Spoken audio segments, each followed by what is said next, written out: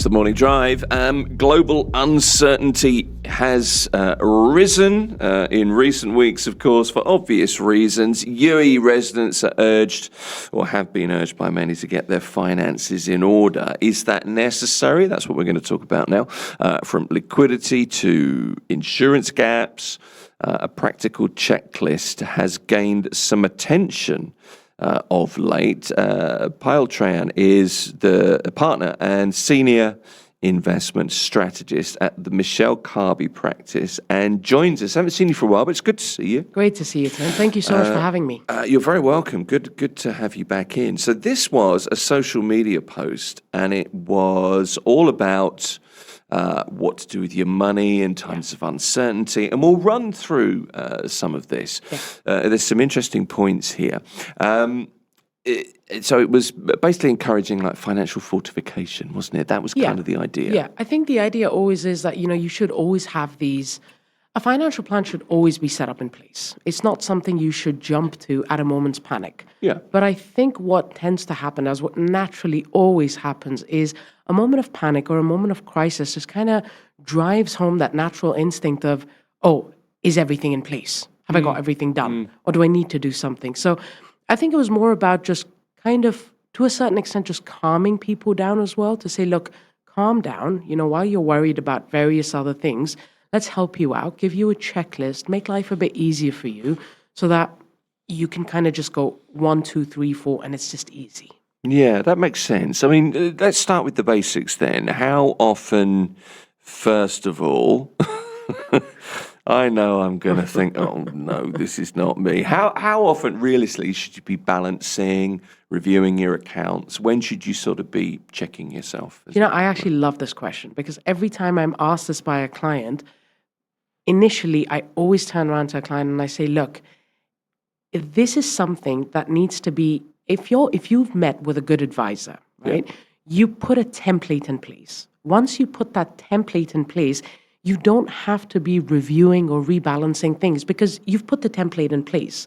So when I'm often asked this question, and as a professional, when I'm asked the question, for me, naturally, it's, well, every month, because every month your pay comes in, you should know the boxes that you tick, the savings go aside, the bills go aside, and then the expenses come in.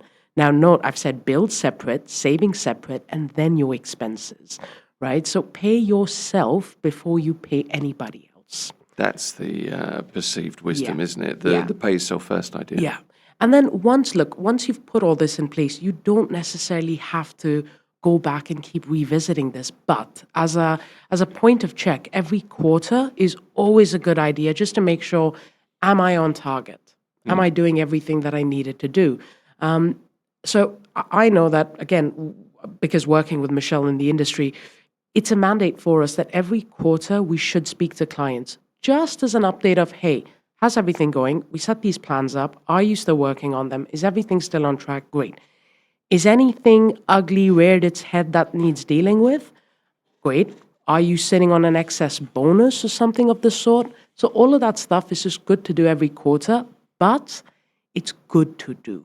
It's not a need to do. The need to do stuff you should really set up right at the beginning so it works like a well-oiled machine. Yeah, okay. And if, is there something that you've decided you want to do in the meantime? It's an ongoing process, but it's, it's really staying on top of things, isn't it? 100%. Yeah. Always. Yeah. And I think that kind of comes with the idea of that discipline, that routine that you set up right from get-go, and then you follow through. Okay.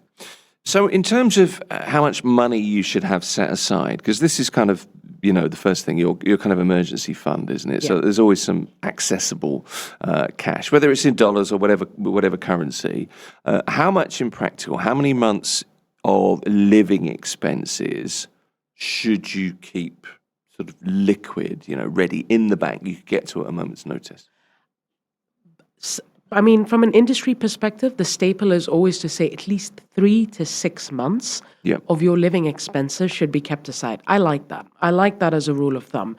And I think that's something to always work towards, is 3 to 6 months that will allow you to live comfortably. So how do you work out your living I mean, I know you should be able to do it, but I'm sort of doing maths in my head It's not a good place to do that, so I'll be honest with you, Payal. But how do you do that? How do you work out your living expenses? I think you start with the most important stuff first is if your medical insurance is not paid up front, what's going to be the extra cost of your medical insurance? If your rent is not paid up front, Right. what's the cost of your rent? We all roughly do have a good idea. I mean, Daewoo has made it brilliant with the app on your phone. So you get a good idea of what your monthly bills are. Make sure you've got 3 to 6 months covered of that set aside, right? Okay. Run your groceries. So for all of this stuff, I always say there's a great tool, and now you can use, stuff like ChatGPT and Claude and get a really good budget planner and plot in on that budget planner. Okay, this is what I spend every month. And then it'll just do the job for you, really. I mean, it'll kind of work out, okay, on a 3 to 6 month basis, based on what you made, this is how much you need to set aside. And divide that. Now set that aside with every pay, because it's a big burden, right? To all of a sudden just park 3 months of your salary away. It's a big one. So carve it out. Your emergency funds should always be a part of your monthly salary right from day one. Okay, so you're saving into Correct. your emergency Correct. funds. Always. Okay, right, got you. But it's not just about keeping lots of cash, though, is it? I mean, a lot of people don't want to keep a lot of cash because Correct. inflation eats into your cash. So how do you convince clients that cash is king? If you're really in a tight spot or there's a crisis, whatever it might be, but cash is. How do you convince people that cash is king when inflation does? If they're worried about inflation eating into? I think in today's world, also with how good the banking systems have become, there's not a lot of convincing you need to do anymore. Back in the day, yes, I agree with you. But now with stuff like Weo, guys in the UK use Revolut and stuff like that. All of these things, or even if you're using something like an Interactive Brokers, within Interactive Brokers, you just set cash aside. It still pays you a bit of an interest rate. So very, very rarely have I now come across a bank that doesn't give you a floating rate on cash held. Now, arguably, some of these are probably time deposits and so forth. But look, there's always pros and cons behind everything. And I always tell people, you've got to understand the value of certainty versus uncertainty.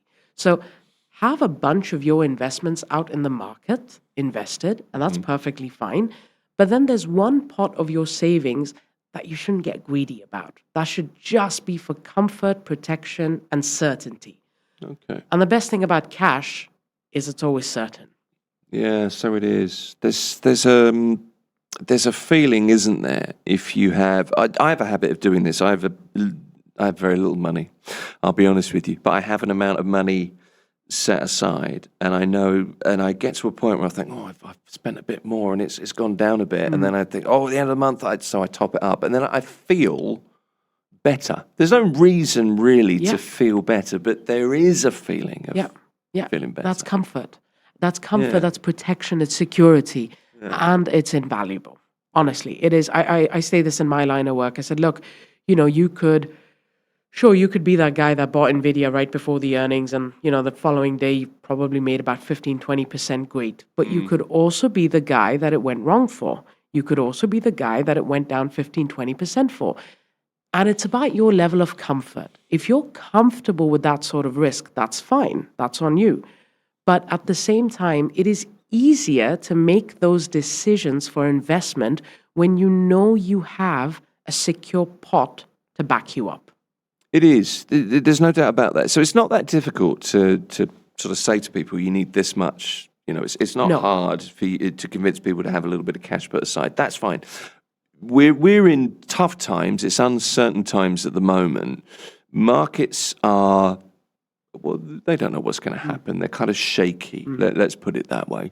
And at times like those, investors often chase high yield products, obviously.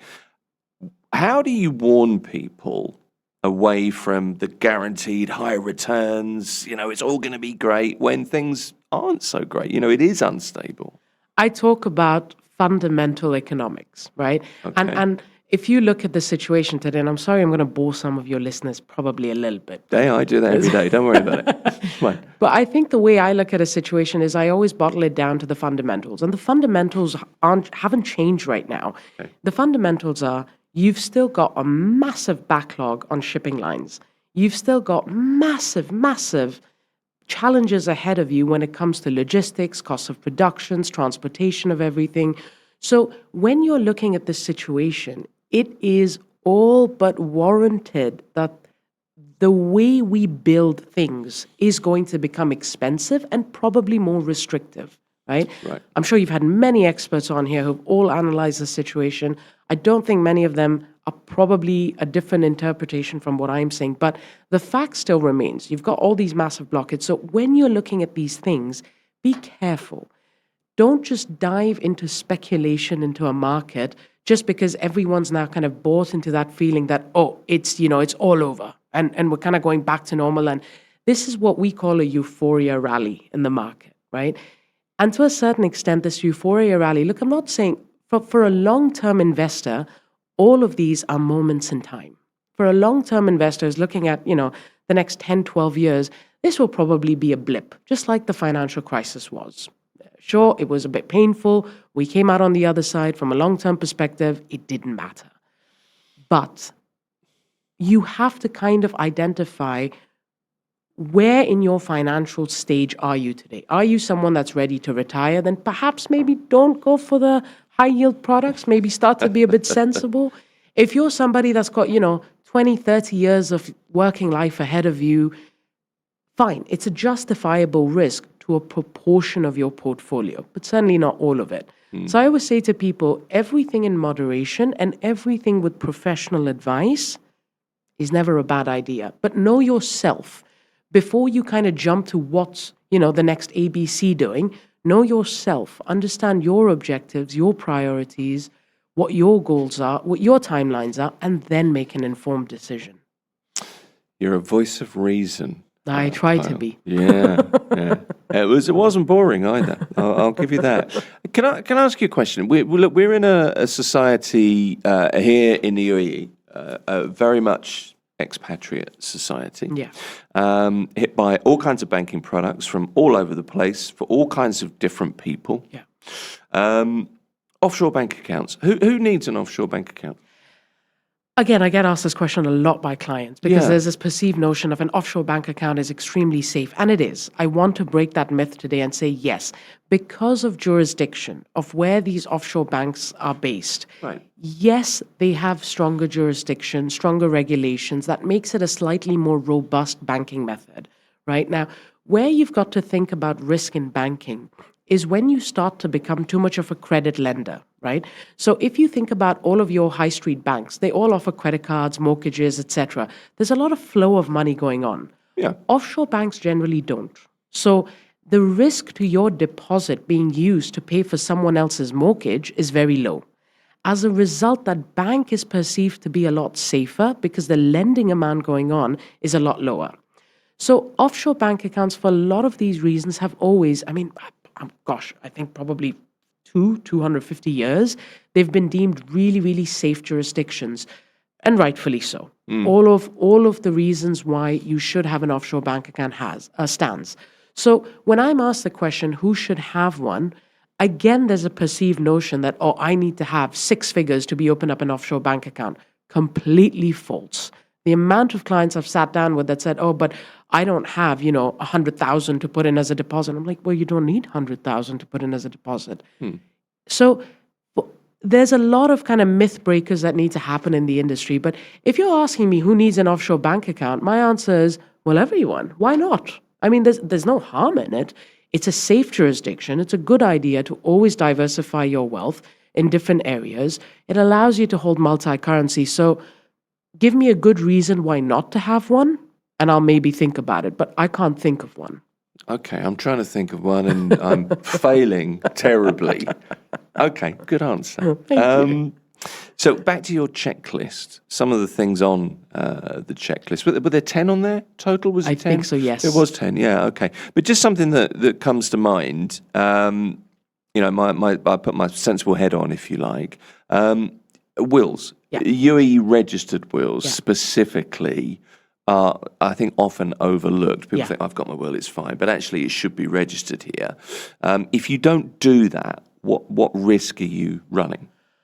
Okay, so there's been a lot of talk about this as well. Now, UAE follows the Sharia law, right? What that basically means is they follow a certain principle for how your asset is divided. I'm not an expert on that, so I won't comment on that. But in the absence of a will, what tends to happen is this: everything goes to Dubai courts, and there hasn't been many times, at least in my knowing or experience, that they have ever contested anything. But for the sake of avoiding any ambiguity or any kind of, doubt, it's always, I think any financial advisor will tell you that the first thing to always check off your list is succession planning and estate planning. Anything else you set up, to a certain extent is a bit of a moot point if you haven't got your succession planning or estate planning done the right way. So set up the wills. It is very, very, very overlooked, Tim. And it's surprising why, because we live in a country of expats. So it shouldn't be. There are 3 ways to register your will: Dubai courts, ADJD, and DIFC. Again, speak to a professional, understand which one suits you better based on the assets you have, based on the needs that you have, and then design the perfect solution for you. I will say this, as I say to every client: cheaper is not always the better solution because it just might not fit your needs. So go for one that absolutely perfectly fits your needs. Okay. Insurance coverage is something else on this checklist that was talked about. So how should you approach reviewing insurance coverage at the moment? And also, what are the most common gaps that you see? I think the most common one is people often assume that, oh, I'm working with my employer, so I'm covered. And yes, you are, from a medical perspective. Right? You get your medical insurance from your employer. Certain jobs also have on-the-job death pay. They do have that. They cover for that as well. Okay. There are caps and caveats to that. You've got to look at your job contract very carefully to understand that. But you see, the one for me that's very, very, very important up there, I think before even life insurance, cynical me thinks life insurance is about handing money to someone once you're not here, right? That to me is the latter of the objective. The first and prize one for me is critical illness cover. If you have, let's say, something terminal like a heart attack, sure, your medical insurance will come in and will pay for you to get the operation or the open heart, whatever's required. But you might need to take 3 to 6 or maybe 9 months off work. Yeah, okay. And if you do, you need to have something in place that replaces your income, right? Because the bills don't stop. I always say this. Your income can stop, but the bills don't stop. So have something in place that pays you out a sum to allow you to make the life choices that you need to be able to take some time off to get better. I feel like we're having quite an in-depth, heavy discussion this morning. Oh. It's not even 10 o'clock in the I morning. know, look at that. Enjoy your morning coffee, guys. Yeah, thanks. Look, we've got a minute left. So your list is on the Michele Carby practice. It is. It's on the Instagram page. Instagram page. If you want to look at that, we haven't got time to get to everything on the list, the 10 points. But just a final question for you. If for somebody starting from scratch, blank piece of paper, this is what I want to do with money, how I want to save, how I want to invest. What's the first step they should take based on your checklist? Speak to a financial advisor. Okay. Generally, speak to a financial advisor, get a plan put in place, know your income, know your expenses, set that budget out, and understand what should you prioritize over everything. Over everything else? Everything else. Okay. You aren't just saving money, you are buying yourself the most valuable asset 100%. of all, which is the ability to make rational decisions. Yes. Yeah, okay. I'm with you. Payal Trehan she's a partner and a senior investment strategist at the Michele Carby practice in Dubai. Nice to see you. Great to see you, Tim. Thank when you is so much. Michele back in town, by the way? Is she around or? Well, I'm hoping by the end of this month. Okay. Right. Well, I was hoping. We'll talk to her then. All right. Definitely. Then. Good to see you. Great to see you, Tim. Thank you. This is Mira Business FM.